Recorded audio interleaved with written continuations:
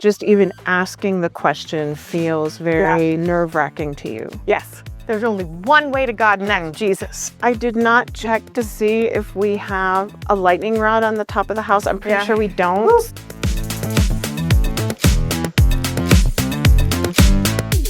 Is Jesus the only way? This is the question that we have put before us today. And so we are going to dive into this. And so I think it's good to know that it's bringing up so much stuff for you today, even though you've done so much work and you've really learned a lot. You've been on a whole journey since leaving an evangelical pastorate and all this. And yet still, this stuff is still really present for you. And I think you're not the only one, I'm sure, who experiences this kind of physical reaction when you're talking about different things. Right. And I will say that my journey has just continually opened up God for me. God is so much bigger than she was a few years ago. But also every once in a while you hit that one that's like, wait, can we talk about that yet? Is it okay? Can we all discuss this? You know, is Jesus the only way to get to God or to get to heaven? And so the question, just even asking the question feels very nerve-wracking to you. Yes. So your nervous system is going, yes. Okay. Exciting. So deep breath. Yeah. Woo. Because I'm sure there are people who are listening or watching us and they're having similar feelings, you know? So everybody deep breath. We'll get through this. So is Jesus the only way? Is Jesus, and I think we left the question open. We didn't put the end on it. Right. You know, is Jesus the only way? Because there are ways to end it. Is Jesus the only way to God, as you just said? Is Jesus the only way to heaven, which you also just said? Is Jesus the only way to be saved? It's another way. Is Jesus the only way to salvation? Can you explore other ideas about who Jesus was, or is it only about Jesus as the saving being in your religious spiritual journey? So I think that there's a lot there. Would you say that this is the most nerve-wracking one so far, or is it about up there with a different one? Or I think it's the most nerve-wracking because I don't think I've actually addressed it. I know we did talk about salvation, but that one kind of blindsided me a little bit because I had never even thought about it until we sat down. Because it was just a given. But and I was like, well, of course, you know, Jesus is the only way to salvation. But I think that because we discussed that, is Jesus the only way to salvation, that now we're here and now it's like, okay, do I even say, was Jesus even God? I know. I'm not ready to go there. So baby steps. Baby steps. I don't mean that, but it was like, you just sort of like, God. Oh, no. I did not check to see if we have a lightning rod on the top of the house. I'm pretty sure we don't. So if something happens today, then we know, at least that there was weather today when we were recording it. What else it might mean, we don't know, but there hasn't been any lightning strikes today. I will tell you, if it makes you feel any better, the first summer I was working at a Lutheran church after seminary. I was not as a pastor, but the building was hit by lightning 3 times. And the staff had a great time with that bit of information. That it was only after I was hired that the building was hit by lightning 3 times in a row. So I don't know, we won't be able to tell who's actually getting hit by lightning today if the well, like this point, like if you've already been in a building that's been hit 3 times, I haven't. So I'm gonna go, maybe it's you. I can handle this. I'm up for it. I've survived it before. Good. Anyway, so yes. Okay. We understand, I guess all that to say, right? That we understand this is a nerve-wracking topic. It's anxiety producing. It's your pulse rate might be going up, your heartbeat might be racing, and let's just see where we go with this. So, yeah. So, well, I can begin with my own background, and that is that yes, Jesus is the only way, and don't question it. Hence the reason I'm probably having heart palpitations and panic attacks. And the verse used is John 14:6. I am the way, the truth, and the life, and no one comes to the Father except through me. yeah. So there you go. That's what we've always believed. That's what we've always said. That's how it is. And that's what you learned in your when you became an evangelical and then went through all of your training and all that stuff, and that's what you preached street and ministry. taught, That's and really that's what the tracts were all about. Yep. The idea is basically that if people don't accept Jesus as that, then you're lost. Best case scenario, worst case scenario, you're going to hell and spending an eternity in torment. Right. Yeah. Which is scary. It's very scary. Yeah. So you hit all your bases, and we've talked about this before. You keep getting saved just in case, to make sure that you really have booked that ticket to heaven. But anyway, so there are lots of other religious views who feel this way, that Jesus is the only way. Right. Well, and I think also we want to talk about John 3:16, which is another, the way that people have seen that one. For God so loved the world. Yes. Sorry, I can't not do a voice when I say it. But okay, so I'll say it a little more seriously. For God so loved the world that he gave his only, often says begotten son. Yeah. So that everyone who believes in him may not perish, but will have eternal life. I think it's sort of an abusive way to read this passage, honestly, because it's like God loved the world, but God gave, exactly. Exactly. God loved the world, but, and so there's a lot to unpack here. So so let's continue on. Sorry. I wanted to make sure we had John 3:16 in there because it's also very important. And then if you really want to throw in Acts 4:12, there is no other name under heaven given to mankind which we must be saved. Yeah. Okay, so that is pretty much the verses that propel us forward in Jesus is the only way. However, and this is where it gets interesting, I think, because the idea is, well, then you have to know Jesus, right? Which then creates some issues. And then this is where some of the other views start to vary because they've recognized these plot holes, if you will. So the Catholic view is yes, but with nuance. Yes, that Jesus is... Jesus is the only way to God, but with nuance. Okay. So they believe that those, through no fault of their own, who do not know Christ or his church, but seek God with a sincere heart, will be saved. Okay.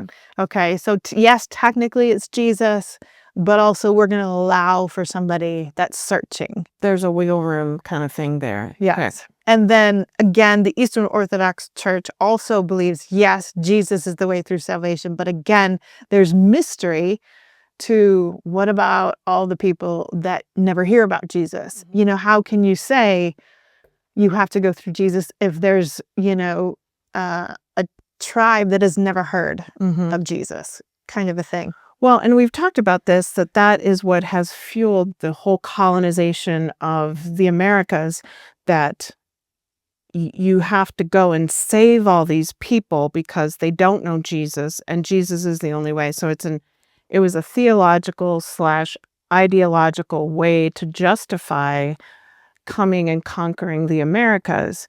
Oh. And Brian McLaren, in The Great Spiritual Migration, he talks about how you've got your genocide in your back pocket, that Christians have the genocide card in their back pocket. Yeah. And so I think that when we look at the consequences of this, it seems like a very fundamental question to Christianity, and it has had profound implications for our world and spawned all kinds of violence in the world, which is, I think, another reason why it's important for us to be talking about it, even though it's anxiety producing. It is. So yeah. So But I'm continue. glad Yeah. you said that, because that does help, to see the other side of it. That, while yes, there is anxiety that comes up when I say, should I question this theory that I have thought and hung all my hats on? Like, this is it. This is the hill I'm going to die on. And then to find out that maybe the hill is not structurally secure. Yeah. And I don't need to be on this hill. But then when you see how those that have stayed true to that thought have actually hurt people with that thought, that's when I start to think, okay, maybe not. Maybe not. If you're vibing with religious rejects, hit that subscribe button and turn on the bell so you won't miss what's next. So you were talking about how the Eastern Orthodox, that there's mystery, Which I do like. about people beyond those who are in the Orthodox tradition themselves. Right. Okay. And I don't know if you want to speak to this, but mainline Protestant view, some Lutheran, Methodist, Presbyterian, etc. Yes, but many affirm that Jesus is the fullest revelation of God and the decisive source of salvation, but they interpret John 14:6 in a less exclusive way. Some see it as declaring Christ's role in salvation for all humanity, not as a requirement to consciously confess his name in this life. How do you feel about that? I think for me growing up, I definitely, we were not evangelical. We were not fundamentalist. However, I still very much had this idea that Jesus was the way to God, and then that was the way, because I remember being very worried as a child about all the people who wouldn't have known Jesus, who couldn't have known about Jesus, and what was going to happen to them. And I know that that's a very common concern and question about this idea. And it's this idea is, how can this be a loving God if it's this kind of requirement, but then God doesn't make the knowledge about Jesus readily accessible to everyone? Right. Why would he do that? Jesus only came at a certain point in history to a certain group of people. Right.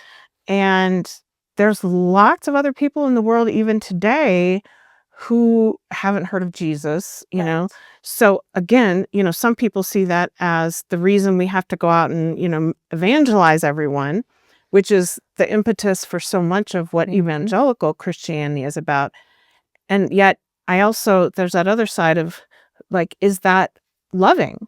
Is that a loving way to approach other people?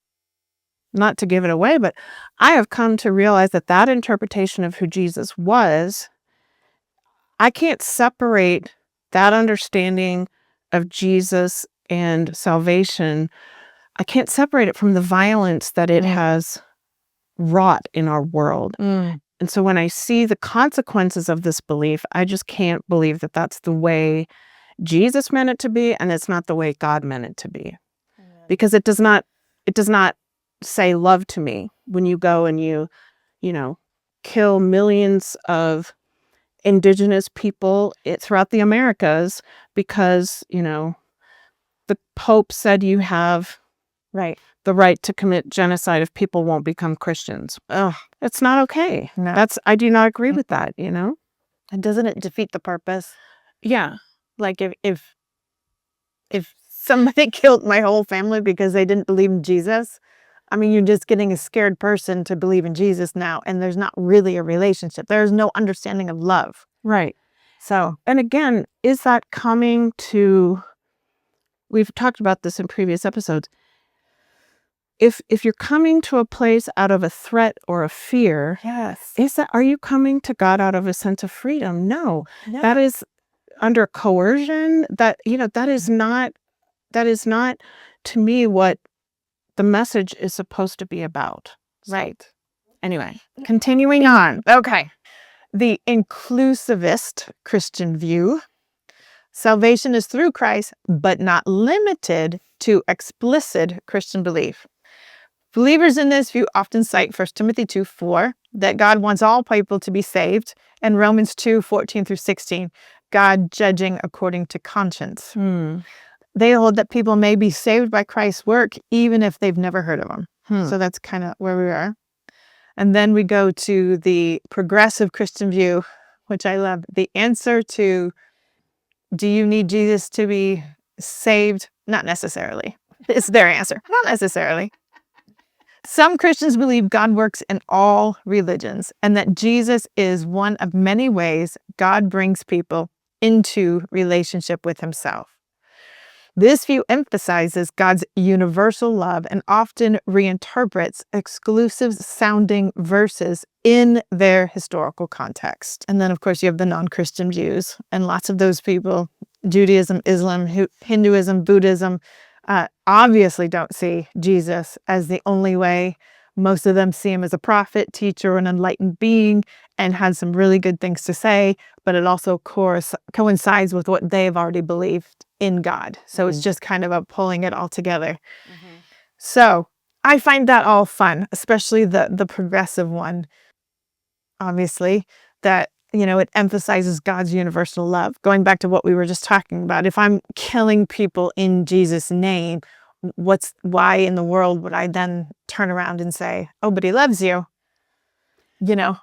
Well, and we've talked about this before, that Jesus, you know, in all of that has been passed on to us of Christian texts, you know, the scriptures that we have, the Gospels, the letters from Paul, and all of that. There is no evidence, we don't have any indication that Jesus was a violent man. Right. You know, Jesus never took up arms against the Roman Empire. Jesus, when Peter cut off, you know, the one man's ear when they came to arrest Jesus, Jesus says, no, you know, that's not the way. And so, you know, I think everything that we have from who we know of Jesus to have been tells us that that's not who Jesus was, and that's not how Jesus functioned. That's not how Jesus helped show people the way when he was alive. So it doesn't make sense really to me that then we're supposed to adopt different ways of being than he would have done in his own lifetime, you know, in order to, you know, help people in their spiritual journeys. So what do you think it means then when John is saying, I am the way, or Jesus is the way, the truth, and the life? How do you see that play out then? And again, I think too, the literalism that evangelicals will work with, I understand why they see that Jesus is the only way when Jesus comes along and says, I am the way, the truth, and the life. So I get it. But is there another way to see that? That verse? that passage is preceded by, do not let your hearts be troubled. In my Father's house, there are many dwelling places. And Jesus is talking to the disciples. And in the context of the Gospel of John, Jesus is trying to prepare them for what's to come. And I see this as a very pastoral, sort of intimate moment with his disciples, where he's trying to comfort them with them not really knowing all that is coming and all that they're going to go through, and the pain and the torment that comes just from following him and seeing what Jesus himself has to go through in being arrested and put on trial and then, you know, crucified in a public execution. In John, there's a deep mysticism there. And Jesus talks many times, you know, this is where you have Jesus saying things like, I am the vine, you are the branches, I am the bread of life, you know, whoever follows me will have the water of an everlasting spring. So he uses a lot of different metaphors to describe who he is and what he's doing. And I think it's a mystical understanding of it's like a really pastoral response to them saying, I'm not leaving you. You're with me. We're together. Because he says, in my Father's house, there are many dwelling places. And if I go and prepare a place for you, I will come and take you to myself so that where I am, you may be also. And of course, Thomas says, we don't know where you're going. Thomas is very concrete. And I feel like, We need a map. Yeah. Help me. yeah. But anyway, so, and Jesus says, but you know me. And so you know the way to God, Right. and I think that this is it's a moment of very deep concern that Jesus has for those who are following him and those who are with him. And he's trying to prepare them, but of course they don't understand it. They don't get it. They're, again, missing the point, as they so often do, which I appreciate is in the Gospels because, I mean, what do we do but miss the point all the time? I feel like that's really most of my journey is missing the point of what Jesus was trying to teach us. Right. So I find it very comforting that the disciples are so clueless, and yet even so, Jesus loves them and cares for them and is trying to prepare them for what is to come. And if these people were the ones that walked around with Jesus yet still didn't get it, how are we supposed to say this is what he meant 2,000 years later? And nobody can deviate. Like, no, we've probably missed a lot of points too. Yeah. I mean, that's part of the whole thing. This is a journey. This is trying to figure this out. And I think the more concrete and line in the sand that people become about this is what he meant, there's a part of me now that just says, okay, I think I'm going to back up then. Yeah. That they're missing a point. Yeah. That they're too certain, they're too confident in knowing exactly what Jesus meant. There's no mystery. Yeah. If you've ever been burned by religion, you know why this matters. Patreon keeps us going. Subscribe now at patreon.com/religiousrejects. A lot of the exclusive understandings of Jesus, these sayings that we have, are from the Gospel of John. Not only, but most of them are. They're from the Gospel of John. Yes. Which was many biblical scholars today believe was the gospel that was the latest one to be written down. Yes. So it was written much later after Jesus's death and resurrection, as we have it recorded in the Gospels. And I do think it's interesting to kind of go back and look at some of these movements within the Jesus movement, kind of the things that happen. Because when you look at Mark, which was the earliest gospel, there's several times when Jesus heals someone or something happens, and he says, don't tell anyone about this. And they call this the messianic secret, Oh.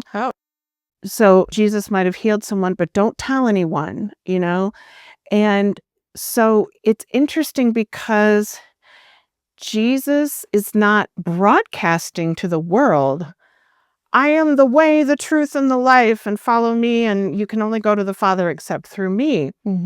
There is this sense of having to keep everything under wraps still, like it's too dangerous, Right. Which it would have been. Yes. Very dangerous. So Mark was the earliest gospel that we have that was written down, that has survived. And it was, many biblical scholars today believe it was written around 70, which was the time of the destruction of the temple. And it was a horrifying time for the Jewish people. It was a time of tremendous violence, tremendous fear, and there were so many people who died during this time. The Romans came and they basically put Jerusalem under siege. All these people died of starvation, and it was a horrifying time. At the end of the siege, when the Romans finally broke through the city walls, they came in, they destroyed the city, they sacked it, and then they leveled the temple. And the Jewish temple has never been rebuilt like it had been at that time. And so it was a time of tremendous dislocation for everyone who was Jewish. And they had to rethink their whole religious beliefs. And this is ultimately where the great rift happened, where those earliest Jesus followers finally were no longer considered Jewish. Right. That was when what we call the earliest, followers of Jesus, the earliest people of the way, it was the way that they were first known. And then later they became known as Christians because they followed Jesus the Christ. And so there was that big split. And finally, the Christians were like kicked out officially of Judaism. Right. So you have in the Gospel of Mark this moment in time where those earliest followers of Jesus are still terrified. They have to be hiding. They can't talk about Jesus that openly. And there's a real danger sort of in understanding Jesus to be this healer and this new teacher of a new way of being in the world and a new way of understanding and coming to God. And so you've got Mark, and then in Matthew, what's interesting is that in Matthew, what chapter is it? 15, you have the Canaanite woman coming after Jesus. Her daughter is tormented by a demon. Jesus ignores her. And then she keeps kind of pestering them. And the disciples are like, Jesus, what are we going to do? And he says, this is Matthew 15:24. I was sent only to the lost sheep of the house of Israel. Which the way that sounds to me is that in Matthew, you've got Jesus saying, I'm only here for the people who are Jewish, who are lost. And it's not about anyone else, Right. And so I guess my point in kind of highlighting these other gospels is that there isn't a uniform way that the gospels even talk about what Jesus saw as his job or what he was here to do. We have glimpses of different things. And so when we see that in Mark, Jesus is telling people, don't tell anyone who I am. Don't tell people that who did this. Don't tell people that I healed you. Then here in Matthew, we have, which was written after Mark, we have, Jesus says, I was only sent for the lost sheep of the people of Israel. And then in John, you have the language of, I am the way, the truth, and the life. No one comes to the Father except through me. It's not like there's one message that we're getting. And so we have to decide, how do we see all of these things together? And do we only take what John says without looking at any of the other gospels? Or do we kind of take it all together and see what we personally think? And that's where I come down as a person of faith today, is that I think we get to interpret these passages and decide, how are we going to make sense of all this? And, we can find our way with these passages and with the message of Jesus in a way that is life-giving today, and not, as Brian McLaren says, with the genocide card in our back pocket, which is causing so much violence even today. And so I think those are important things to look at. And I don't think we can look at that passage in John without also looking at the other gospels as well, is my point. That's a really good point. This is Not Your Pastor's podcast. We ask the questions they told us not to. This is Religious Rejects. Knowing the audience of who each one spoke to. Matthew was written to a certain audience. Mark was written to a certain audience, as you alluded to. The audience for John is so much later. Yes. Which I wasn't aware of until I kind of saw this. And this is my book, Heart and Mind, Dr. Alexander John Shah. And in it, he discusses the more of the cultural context and historical place in which John sits. And John is written to Ephesus.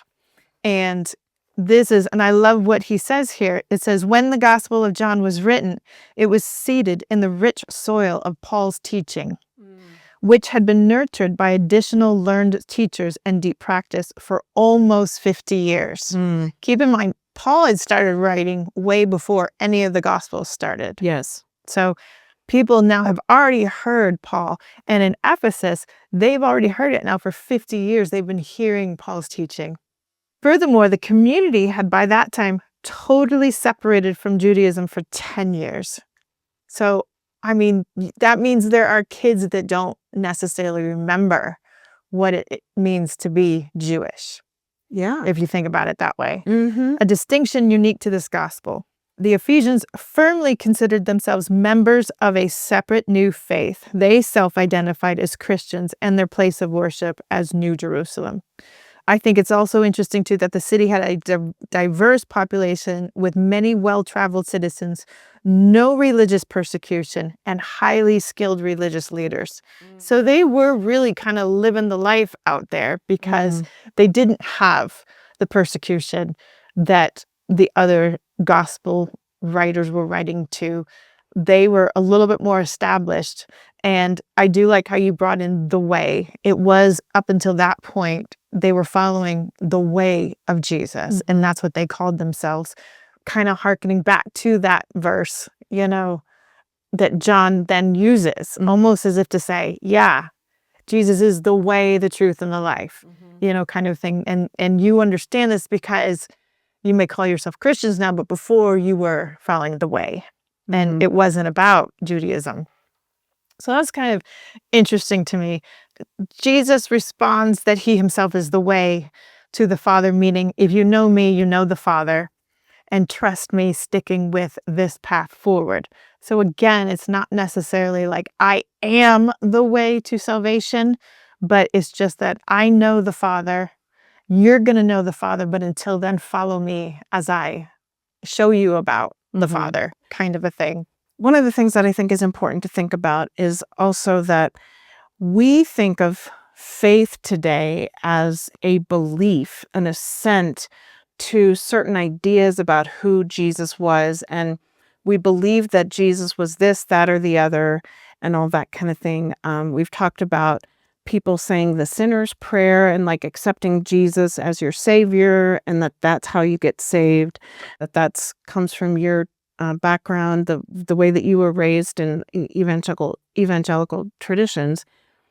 What many biblical scholars point to now is that the way it was at Jesus's time and for many centuries afterwards, it was more about loyalty and trust in Jesus and trust in God. It wasn't an intellectual belief or an assent saying that Jesus is a certain thing, but that you pledge your fidelity, you pledge your loyalty to God, you pledge your love to God, and you follow then in that way. And so it's less of this very prescribed, moralistic way of seeing what it means to follow Jesus, which has come to us in the last, couple hundred years in Western Christianity, and more of pledging your love, your devotion, and your trust to God and Jesus, who will help you through all that life throws your way, which I think is a very different way of looking at it than seeing it only as this intellectual belief. It also includes your heart and your body. And, it's not just an intellectual idea, it's your whole self that's following and pledging yourself to love and trust Jesus, kind of, and following in that way, and how you make your decisions about everyday life rather than just like, I believe this and that's it. The part that Alexander discusses when he says that for now 50 years, people in Ephesus who this gospel is written to have been marinating, if you will, in Paul's teaching really stuck out to me, because you do see Paul have these very mystical kind of experiences where God is almost challenging him on who is in and who is out. And I know you feel that way about Peter as well, that Peter had one of those. And so coupling that with the idea that Ephesus is a port city and it's so diverse and everybody is kind of open and welcome, and I mean, that really changes things. And it does feel like over time, we being us today, and some of these thoughts have just really tried to take it back down to just a select few people. Like, you can only get to God if you believe in Jesus. But it does feel like the more that you read Paul, that he was a little bit more open to that. And I know you and I have our issues with Paul, but for the most part, these are from the places that we can believe were written by Paul. Yeah. Like, I know Romans, he even talks about, like, there is no excuse for creation to not believe in God. And I'm totally butchering it, but because of just the world, and again, that always brought me comfort in the idea of, what do you do with people that never hear Jesus? And I always went back to that verse that said, don't worry about it, because even just seeing nature, the world, creation, they will be without excuse in believing in God. So to me, that bypasses Jesus, a little bit, a lot, I do want to say, I used to hear this story all the time. Evangelicals love this story. I personally hate it now, but I thought it was interesting. When you have missionaries and they would go out and they would find these complete, totally isolated tribes, and they would want to come and tell them about Jesus, because again, their idea, and listen, their heart is there. The heart is there. They don't want anyone to go, without knowing Jesus, just in case they go to hell. But they would go out there and they would tell this story of Jesus. And I remember hearing this one story where the people being evangelized to were like, oh, we know that God, but we call him this. And it was always kind of like, okay, and then of course, evangelicals ruin it by saying, great, but you have to call him Jesus. And it's like, really, come on. But it was interesting to me that, so even in their kind of teachings, in their universal original stories and tribal stories, they had somebody that they understood to be Jesus. Whether it was the same exact story or not, but they were like, oh no, we follow that God because of this, this, and this. And so I do find that interesting that Paul does kind of open it up. And you were going to talk about the Paul and all of his visions when he was like, what is it? Go ahead. This is Peter. That's Oh, the Peter. right. Yeah, that's the Peter. So there's two things I want to bring up. So we have an experience of Paul, and we have the writings of Paul, and we have an episode in Peter's life that I think brings a lot of interesting nuance to this conversation when we look at the earliest Christian communities. So Paul, there was this big debate in the communities that Paul had worked with if Jesus is Jewish. And so could somebody who's not Jewish be a Jesus follower? Could they be a follower of the way? And of course, at the time, being Jewish meant that for men, they had to be circumcised. So, I mean, I can't speak to it because obviously I'm not a man and I don't know. I can only imagine that being an adult male and being circumcised, like that might be an impediment to wanting to follow a certain religious leader. Like, you've got me except for that, kind of a thing, I mean, I don't want to, I'm just, this is purely my own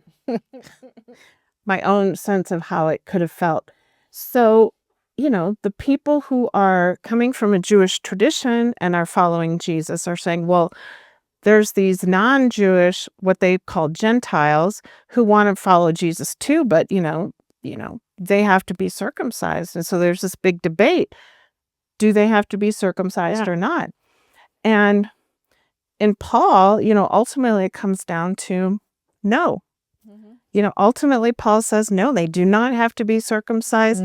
And this is huge. This is like a watershed moment because it's changing. I would imagine it could have been for those Jewish members of those earliest Christian communities, those earliest followers of Jesus. It could have been as anxiety provoking for them to think about that as it is for you to be considering the question of, is Jesus the way? Is Jesus the only way? Because that has been the mark, one of the big marks of who a Jew is if you're circumcised. And so for Paul to say, you don't have to be circumcised as a man anymore to follow Jesus, that would have been revolutionary. So what that's saying to me is that there was a big shift in understanding, going from a very exclusive understanding of who Jesus came for to becoming more inclusive. And so people who weren't circumcised and not requiring them to be circumcised, that was an opening up of who Jesus came to and who could follow Jesus. And it's a removing of some of those requirements, as we would say, those religious requirements, which I would imagine was very much a relief to those Gentiles, those adult male Gentiles who were thinking, Jesus is pretty cool. I like him. I like what he has to say. I want to do that. But man, that's a real it's a better PR strategy. Yeah, it's a better PR strategy for sure. So we have that issue. And we have, in Paul, we have the statement from Galatians, for in Christ there is no longer male nor female, Jew nor Gentile, slave nor free. And so we see that there is this dissolving of all the categories and in a lot of ways hierarchies that we find in our own human worlds that we make about who's above or below or who has more status or doesn't. And so, in the community of the Jesus followers, we're all one together, and so there is a real, in my mind, sense of inclusion there, that no matter what came before, that there's this sense that all are together now, and that those differences that we create as human beings amongst each other, that they dissolve. The other story that I think is really interesting in relations to all of this is this idea of Peter's dream from the book of Acts. And he has this dream about the blanket, and this blanket comes down in his dream, and it's got all these animals on it that are considered unclean. And a voice comes to him in his dream and says, go ahead and eat this. Basically, I'm paraphrasing. Eat these things. And Peter says, no, I'm not going to eat these. These are unclean things. I'm not going to do that. I've always done the right thing, followed the dietary guidelines that I'm supposed to as a good Jew. But then how he ends up interpreting this is that the message of Jesus is not just for Jewish people, but also for those people who do not follow all the regulations and guidelines and all those things that Jewish people did. It's very similar to what Paul said around circumcision. It's just around food, and the dietary guidelines that all of, those who were good Jews would not have eaten certain kinds of things. And even today we see that with kosher and all those kinds of things. And so we see in Acts with Peter's dream an opening up of who can follow Jesus, who can be a follower of Jesus, who can be a follower of the way.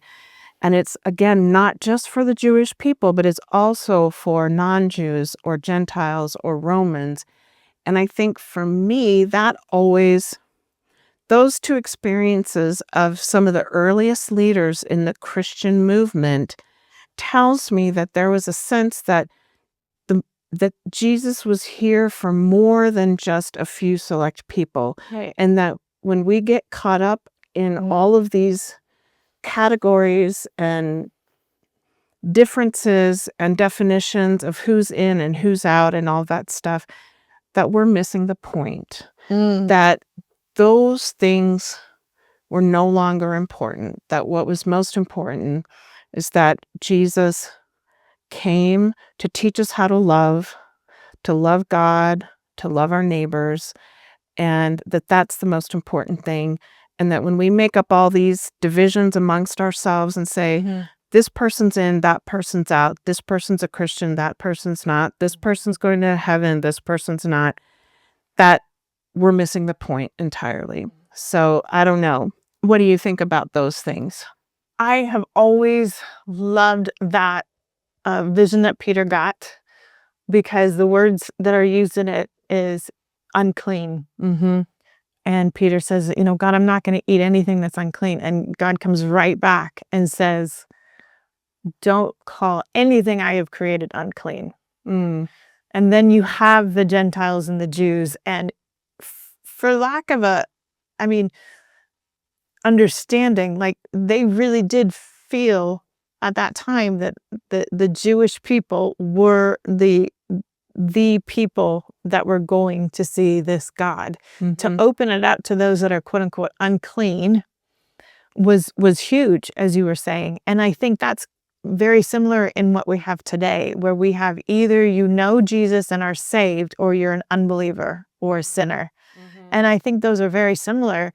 They didn't have that kind of language. And so I know I'm reading into this, but I feel like that is kind of, for their world and what they were dealing with, that is exactly what it was.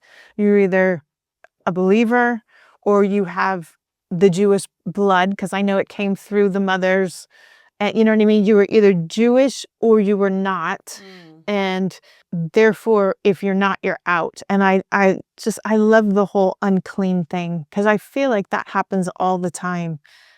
We want to point the finger and say, well, you're not a believer or you're a sinner, instead of seeing this all as, no, we're all, to use these words, unclean, or we're all clean, but we're all on the same page. There is no either or. I really like that, if I really sit and think about it. And I think when Paul does say there's neither Jew or Gentile, he's trying to erase that. Yeah. And that is something we're supposed to see. There is no believer or unbeliever. We are all children of God. There is no male or female.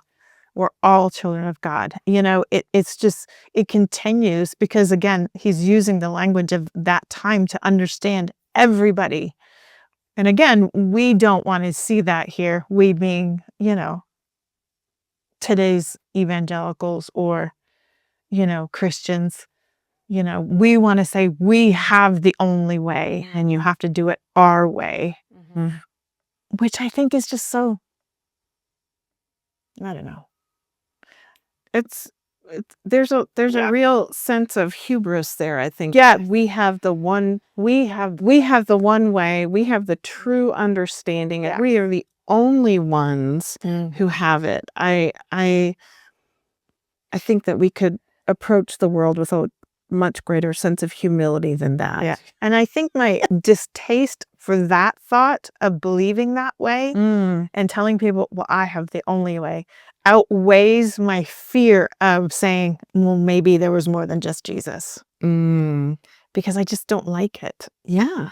And I started to think about this years ago. And you just came back from New York, right? I did. In New York. Yes. And in Manhattan specifically is an island. And there are 22 bridges to the island of Manhattan. And I remember once thinking about this, and this is just how God has me think and shows me things. But it was almost as if, if God is the island of Manhattan and Jesus is just one of those bridges, there are still 20 other ways to get to God outside of the Brooklyn Bridge. Do you know what I'm saying? But the beauty is too, is that they're coming from all these places that are very different. New Jersey people are not like the tri-state Connecticut people, and the Brooklyn people are not like the Queens. And you got the Staten Island and there's all these bridges, and they're all coming from different people, but they all have but there's no one bridge that they all have to go to. And I don't know why God showed me that. And it's funny because I actually did, which is why I think I was a little nervous to say this today, because I shared that picture with somebody. I was like, I was thinking about this, and they just freaked out. No, there's only one way to God, and that's Jesus.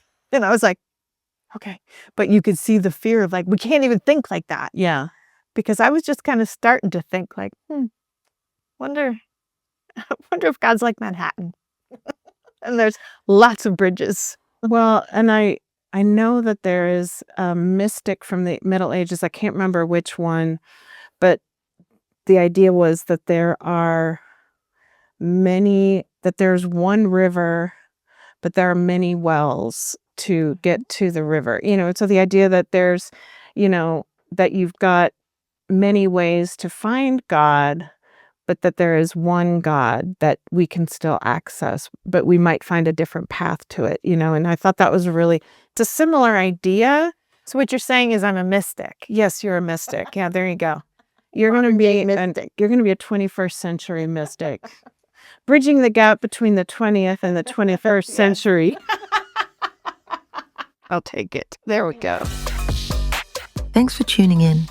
Up next, will the rejects keep, rethink, or reject today's topic? Stay with us. What are we keeping? What are we rethinking? What are we rejecting when it comes to Jesus is the only way to God? So what I'll say for myself is that I reject this statement that Jesus is the only way to God. When we say that statement, I reject it out of hand at this point in my spiritual journey. I just can't believe that a loving God would do such a thing, would create a religious belief, would create a spiritual journey that would require that sort of thing, with the consequences of that statement being that you go to hell or whatever it is. Right. You are excluded from God then if you don't see Jesus as the only way. I reject that out of hand. I agree with that. I also reject it just basically on like I said earlier, the plot holes. If Jesus is the only way, what about all the people that came before Jesus? Now you got to start creating like heavenly waiting rooms and all this BS in order to make it work. Yeah. It's like taking that, square peg in a round hole. It doesn't work. Yeah. If you're going to tell me Esther had to wait to go to heaven because she didn't know Jesus and she had to wait till he was born and then she could go. No, it's just stupid. It's just stupid, I think. And we're not even talking about the tribes that never heard of him. But I like to think, and it's funny that the answer was right there for me in my evangelical background from these missionaries that said, oh, we already know about that God. The sad part is they didn't get it and still had to make them say, you have to say Jesus. Yeah, say it. And it's like, they don't need Jesus. And I love that. So I'm going to reject that as well. And I think we've shared a lot of ways to rethink this way of thinking in our conversation today, showing how even in those earliest days after Jesus was walking the earth, that people were struggling with a lot of the same questions, and they had to come up with their own answers that fit their own time, like Peter and Paul. And we have our issues today that we're struggling with and trying to make sense of how does this work. And so we definitely have offered, I think, in this conversation, ways to rethink it, even as we reject the statement itself. Right. And I think the principles through which Jesus lived his life, you can find in other religions. And therefore, Are we supposed to follow Jesus or the principles he lived by? And I think that's always kind of a question too. Because if the principles that Jesus lived by, and it's not just like, oh, I'm going to feed the poor and all that, which, great things, but also that inner cultivation of his life, the sitting with Satan and trying to deal with those temptations that may come across, and how is he going to handle them? It's that inner life. And lots of other religions kind of mimic that and talk about that or have their ways to that. So would they then, if they are mimicking exactly what Jesus did, shouldn't they see God too? Because that is ultimately getting us to God. And if Jesus is the way or a way, way to what? Well, it's all supposed to be towards God, right? It's a way to God. So if they have their own way, who am I to say they can't use that bridge to get to Manhattan? I mean, I wouldn't, but whatever. It's just kidding. And you're not even talking about the tunnels from the subways. Then there's the tunnel. there's the bridges, and then there's the tunnels. So I don't know. But I don't know what, Yeah. The tunnels, that's a whole nother ball game. Jesus. Yes. I hate the tunnels. I'm always like praying as we go in the tunnels in the subways from Brooklyn. I'm like, please don't crack. Do I see any cracks? Are there cracks? Oh my God, it's so dark. Oh my goodness. Yeah. So Manhattan is the way. Manhattan is God. We've fight our way there. Manhattan already is like thickness. The bus. That's right. The Big Apple. That's our destination. That's our destination. That's the real one. If you can make it there, You can make it anywhere, as they say. Okay, well, what a great, that was fun. we wandered all over the place. And so, as always, thanks for joining us today as we've discovered and wondered and thought through all of these questions of, is Jesus the way? We'd love to hear what you think, what your thoughts are. You can find us at our website, religiousrejects.com. You can also comment, like, and subscribe on all of our social media platforms. And we hope to hear more from you and see what comes up for you as you consider this question today: is Jesus the only way? That's right. Have a great, lovely week.